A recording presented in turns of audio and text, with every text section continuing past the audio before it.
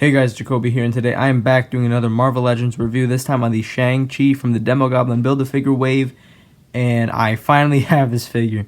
I've been wanting this figure since the wave was announced. I initially wanted a few other figures, which was just this one, maybe this one, probably this one. I'm not too sure on that one yet, but I definitely wanted the Shang-Chi just because since the Shang-Chi movie was revealed at the expo a long time ago, I've been excited for a Shang-Chi figure. So now I finally have it, and here he is out of the packaging, posed in the most generic way possible, but it is a very cool pose, so I will be keeping him like this for a bit. But first, before I get into the figure, let's get into the packaging. We have the Master of Kung Fu logo right here with Shang-Chi written down there. Got the Demogoblin Build-A-Figure sticker thing up here, Legend Series logo, nothing up here. Got some little Spider-Man box art back there. Got a picture of Shang-Chi, black pants this time, but you know, it's basically the same thing. Got pictures of the other figures from this wave. Like I said, I only have this one. I did get this one. I'm not too sure I'm reviewing it yet. Maybe I'll just keep it. Maybe I will review it. I don't know. But here's a Shang-Chi. I don't have any plans on getting this or this. Maybe this. Not too sure though. Here's the Demogoblin figure, which I do not have any intent of building either. And here is a picture of Shang-Chi. Not too bad of a picture. And here's his bio. Pause it if you'd like to read it. And so here's Shang-Chi with all of his accessories outside of the box. Here we have the Build-A-Figure piece. Like I said, I don't have any intent of building this Demogoblin, but here it is anyway. Here we have the ripped cape. It's not too bad of a cape, but you know, it's just basic cape, you know, red and blue. And then on the torso, you have this strap, nicely painted though. Not too bad either. We have this little sculpted demon thing. I don't know what that is, a belt buckle. Yeah, that's what it's called. His body's just like blue plastic, got some red stuff on there on the belt. So yeah, not much on the torso piece. Like I said, I have no intent of building this, so let's just put that to the side. And here we have all of his hands and his nunchucks and everything. He's posed with one nunchuck, one holding hand, and one open hand. Here are the rest of the hands. I'm pretty sure Iron Fist came out with these hands, these exact hands before. So, you know, it's just a reuse, but it's fine. More hands. Got the fisted hands. Got the other open hand. Got some clawing hand. I don't know what to call this. Got the other one. Got the open hand, but not for holding. Same thing with this one. So yeah, you basically just have two pairs of every hand. So I don't know. I think that's a total of 10 hands. I'm not too sure though. Put that aside as well. And here are his nunchucks. Let me take this one out of his hand. And here is the first nunchuck, just a straight nunchuck. I really wish that this was bendable plastic. There's like some type of joint somehow in there just so you can move it, but it is just stuck in one position. So it is just a straight line of nunchucks. It's not too bad though. The design on it, the sculpting, let me get it to focus, yeah. So there is a little design here at the end. Not too sure what it's supposed to be, but maybe it's a dragon. Oh yeah, it is a dragon. Yeah, from this angle you could see that it is a dragon. Not too bad. It is very small, but it is a very good detail. You just got the basic red, then the gold chain, not too bad. On this one, it is just the same thing, but at a 90-degree angle. Obviously for this pose, but I wish that it was bendable in your own way so you could do whatever you want with it. So yeah, that's about it for his accessories. Let's get into the figure itself now. This is a very basic figure, I must say, but it is something that I've wanted for a while. Just because, like I said earlier, the movie's coming out, and I would like to get a stop motion of it out early, and also it'd just be cool to have it in my collection since it is the first Shang-Chi Marvel Legends since Toy Biz, I think. I don't think Hasbro has done a Shang-Chi yet, so this is cool. You know, I do like the body mold they chose. Glad they went with this one. It's very fitting. Let me just swap out the hands really quick so it doesn't look really awkward. So yeah, let's get the corresponding hand. So here it is. does not look too bad for a basic figure.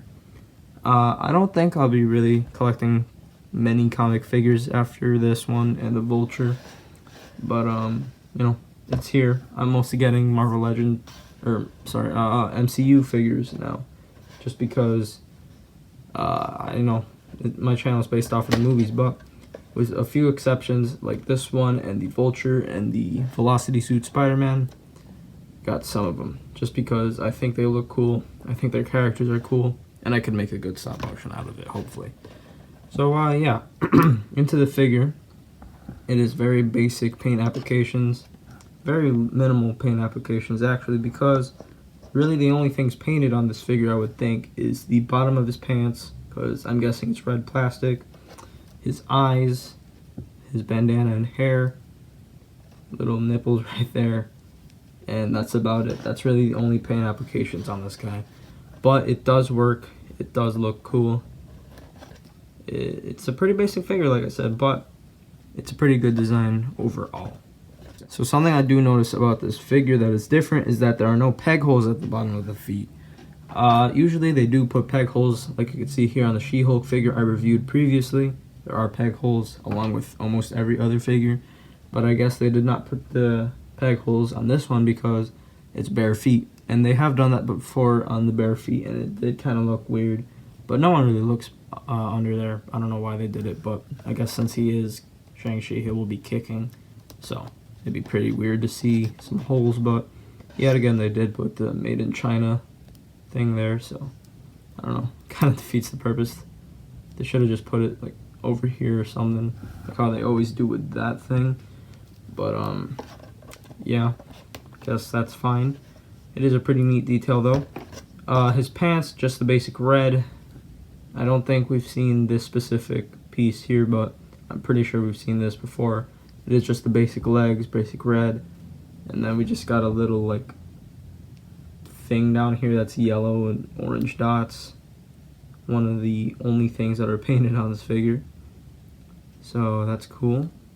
Got a regular belt thing, nothing going on there.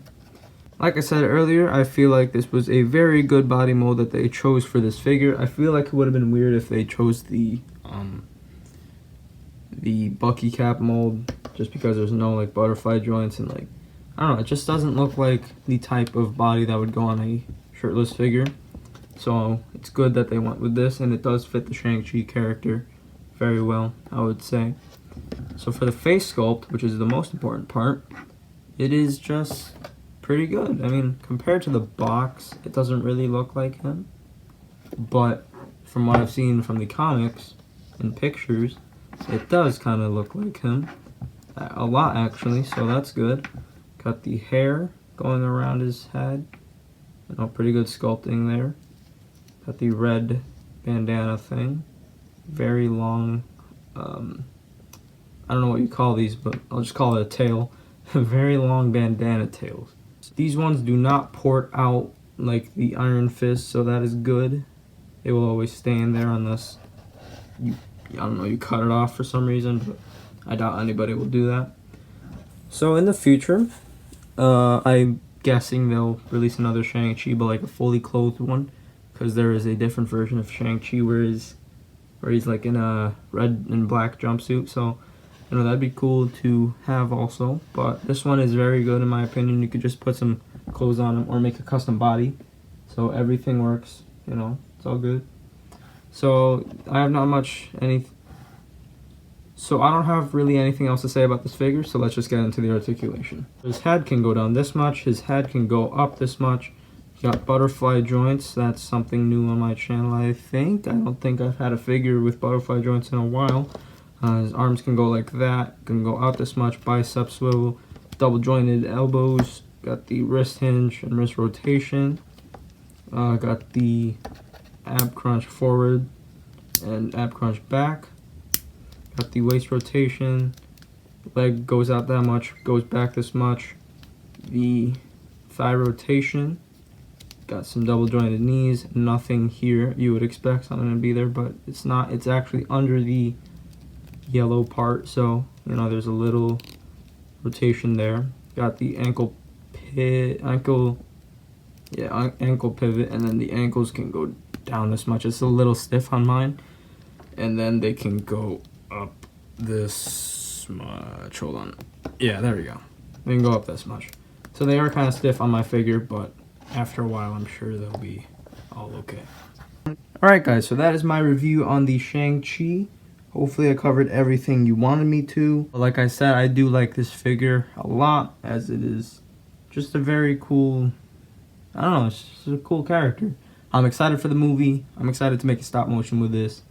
Hopefully you guys will enjoy that stop motion. I do have a stop motion coming out next week, hopefully.